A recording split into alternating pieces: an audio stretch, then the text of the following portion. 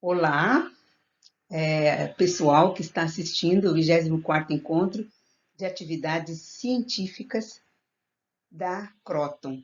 Essa palestra que vocês estão vendo, estão vendo e ouvindo, né? Neurociência e Educação, professora doutora Cleonice Terezinha Fernandes. Eu trabalho no mestrado em ensino da Universidade de Cuiabá. Então, a gente vai discutir esse tema tão atual, tão importante, tão maravilhoso, que é os estudos da neurociência na educação. Eu fiz um doutorado em 2010, estudei ciências da motricidade, fiz um estudo que envolve, depois ao final da palestra eu dou o nome do meu trabalho para vocês encontrarem no Cielo. Foi publicado pela revista Ciência e Educação da Unesp de Rio Claro. Então, eu estudei o corpo e o movimento de crianças com dificuldades de aprendizagem em matemática, em aritmética. Ensino básico, primeiro ao quarto ano. Na época era a antiga quarta série. Estava migrando para o quinto ano.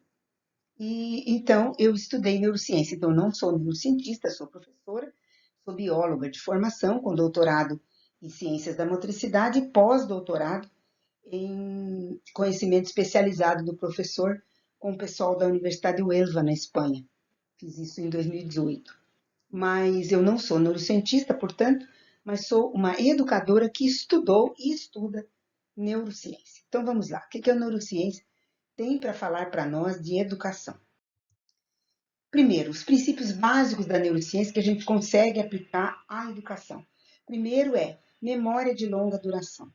Para estabelecermos a memória de longa duração, é necessário que nós tenhamos, como que eu diria, nós tenhamos vários inputs, várias entradas desse conhecimento, ou seja, nós aprendermos algo novo, nós estabelecemos novas sinapses, certo?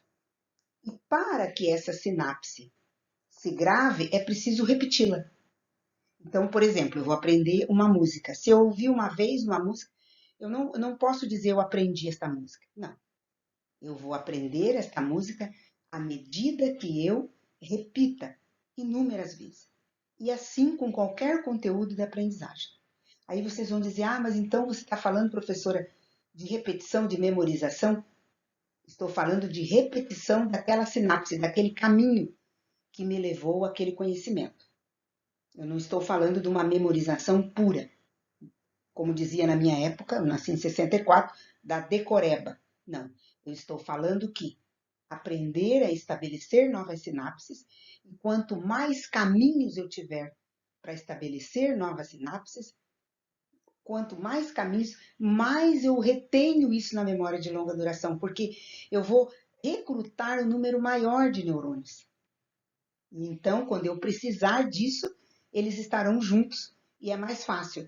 Eu lembro de uma coisa que eu falei, eu lembro de um desenho que eu vi. Quanto mais estímulos visuais, auditivos, sonoro,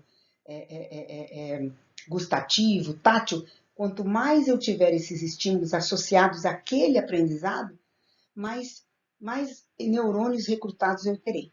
E quanto mais eu repito aquele ato, por exemplo, eu vou aprender a tocar uma música no piano.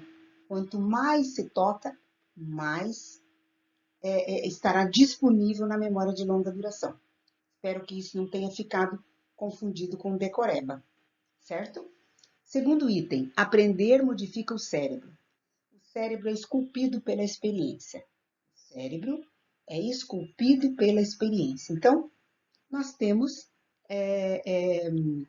que a nossa vivência, a nossa experiência que molda o nosso cérebro. Quanto mais experiências nós tivermos, mais aprendizado teremos. Todos somos inteligentes e criativos. Ninguém é mais inteligente que ninguém. Isso está mais do que provado pela neurociência. E todos usamos os dois hemisférios cerebrais para realizar atividades de inúmeras natureza. Por exemplo, a gente costuma dizer, o senso comum, né, ou os leigos dizem, o homem é mais criativo, a mulher é mais criativa, quem é racional usa mais o cérebro direito, o esquerdo, enfim. Isso são mitos. Existe sim uma especialização cerebral, mas pessoas criativas utilizam os dois hemisférios. É sabido que um grande matemático utiliza a parte o cérebro racional e o cérebro mais artístico, vamos dizer, os dois hemisférios do cérebro, certo? Aqui estamos passando, porque nosso mini curso é curto, né? Então estamos passando rapidamente. Vocês podem acessar isso tudo nos livros que eu vou falar no final. A atenção é uma escolha. Ela precisa ser ensinada e aprendida. Então nós vamos aprender a focar a atenção. Nós aprendemos quando temos atenção focada. Quando que uma criança tem atenção focada? Quando tem serotonina, quando ela tem prazer no que está aprendendo, quando ela tem motivação. Então, não existe aprendizado sem atenção. Então, a pessoa diz, eu faço várias coisas ao mesmo tempo. O mito. Tá? É um mito provado da neurociência. Nós aprendemos quando estamos com a atenção focada. Sem atenção focada, ninguém aprende. Por isso que aquela criança no mundo da lua, com dificuldade de atenção, tem dificuldade de aprendizagem, claro, ou de reter. Pode não ter dificuldade de aprendizagem, mas de reter aquele aprendizado. Então, a atenção, ela pode ser ensinada e deve ser ensinada. Demandas do século XXI. O aprendizado é gerido pela recompensa. Nós temos um sistema de recompensa cerebral que vai fazer uma descarga de dopamina, né, que a gente falou há pouco do prazer. Nós temos envolvido serotonina, dopamina no nosso aprendizado, no sistema de aprendizado. E o sistema de recompensa é o sistema dopaminérgico. Toda vez que eu tiver prazer envolvido, nós temos uma descarga de dopamina. E isso, quanto mais o cérebro aprende e tem sucesso naquele aprendizado, mais ele vai aprender e querer aprender e se motivar a aprender. A memória está ligada ao hipotálamo e à amígdala. E aqui eu vou sugerir que vocês assistam um filme chamado Insaiei, I-N-N-S-A-I, Insaiei, tem na Netflix, em outras streaming também. Esse filme vai mostrar crianças fazendo meditação e vai ter uma explicação muito importante, o hipotálamo como armazenador de memória e a amígdala como centro das emoções, como cão de guarda que nos protege, centro das emoções. Então vale a pena estudar sobre isso para entender mais sobre neurociência e aprendizado. E, por fim, que a aprendizagem é supramodal, que eu já falei, que são os vários sentidos. Quanto mais sentidos eu utilizar para aprender, melhor.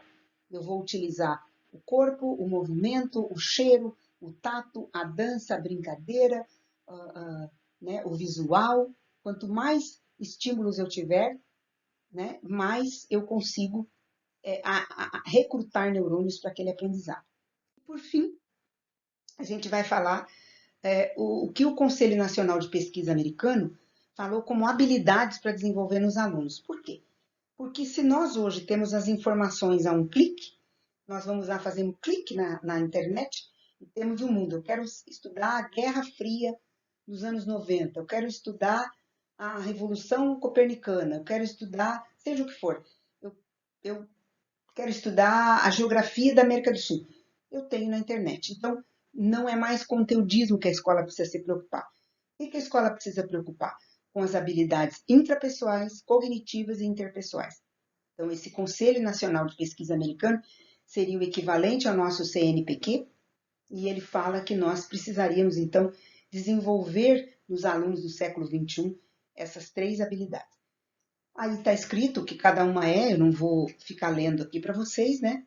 Mas só para dizer que isso é equivalente ao que Jacques Delors falou como as 4 habilidades lá que a Unesco encomendou nos anos 90, que é aprender a ser, a fazer, a conviver. Né? E a ser, fazer, conviver, tem mais uma 4ª, peço desculpas, eu esqueci agora. E também existem os 4 Cs também de outro comitê americano. Os 4 Cs, que é criatividade, comunicação, criticidade e cognição. Então, são os 4 Cs, ou as 4 habilidades do Jacques Delors, seriam essas mesmas desse Comitê Nacional de Pesquisa americano, mas eu gosto muito dessas habilidades aí. lembrando que as habilidades cognitivas, elas também têm a ver com as funções executivas ou as funções superiores que o Vygotsky já falava, né? E eu encerro dizendo, então, o nome o meu trabalho, vocês encontram associando o meu nome, Cleonice Terezinha Fernandes, lá no Cielo, também está na Redalic, associando a palavra possibilidades de aprendizagem, tá? Aí aparece lá, Cleonice, possibilidades de aprendizagem, vocês vão encontrar um artigo, resumo da minha tese. E também quero sugerir 2 livros básicos.